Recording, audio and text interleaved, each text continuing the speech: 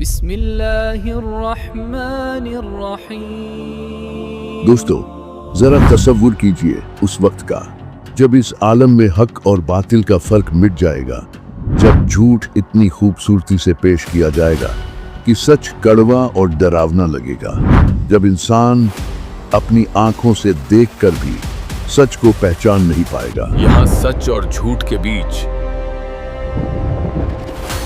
اب کوئی فرق نہیں بچا۔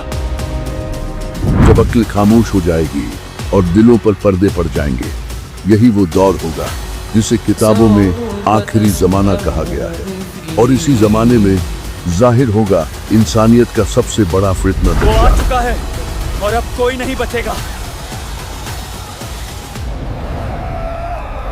لیکن یاد رکھیے، جب بھی باطل اپنی انتہا پر پہنچتا ہے تب اللہ حق کو ظاہر کرتا ہے، اور وہی حق ہوگا امام مہدی۔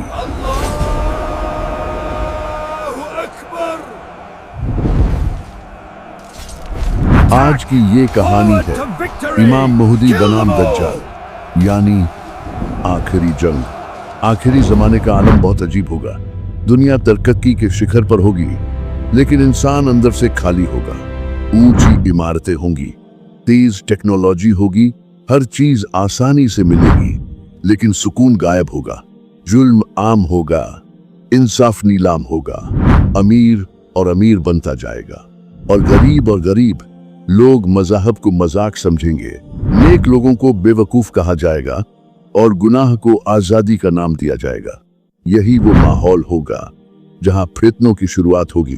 دجال کوئی معمولی انسان نہیں ہوگا، وہ ایسا فتنہ ہوگا جو انسان کی عقل، ایمان اور نظر تینوں کو ہلا کر رکھ دے گا۔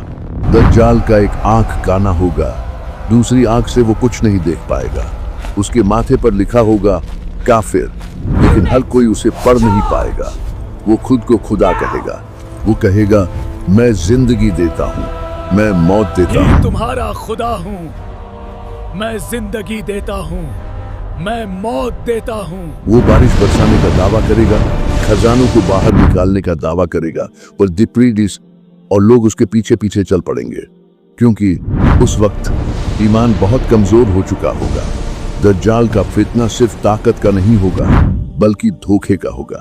وہ جنت اور جہنم کا دھوکہ دے گا۔ اس کی جنت اصل میں جہنم ہوگی، اور اس کی جہنم اصل میں جنت۔ وہ لوگوں کو بھوک اور ڈر سے آزمائے گا۔ جو اس کا ساتھ دے گا اسے دنیا کی نعمتیں ملیں گی، اور جو انکار کرے گا اسے مشکلوں میں ڈال دیا جائے گا۔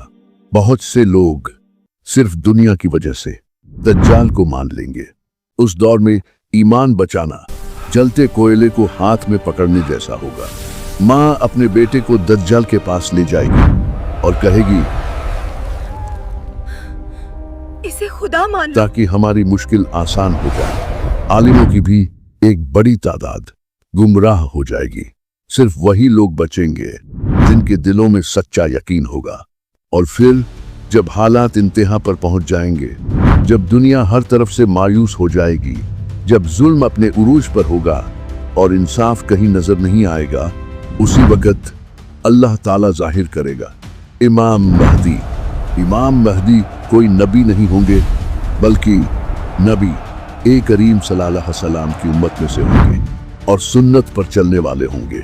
ان کا نام محمد صلی اللہ علیہ وسلم اور ان کے والد کا نام عبداللہ ہوگا۔ ان کا کردار انصاف، تقوی اور رحمت سے بھرا ہوگا۔ وہ ظلم سے بھری اس دنیا میں اللہ کے حکم سے انصاف قائم کریں گے۔ وہ لوگوں کو اپنے لیے نہیں بلکہ اللہ اور اس کے دین کی طرف بلائیں گے۔ ان کے زمانے میں ظلم مٹے گا، حق ظاہر ہوگا، اور باطل شکست کھائے گا۔ امام مہدی سادگی پسند ہوں گے، وہ طاقت کے بھوکے نہیں ہوں گے۔ لوگ خود انہیں پہچانیں گے اور بیعت کریں گے۔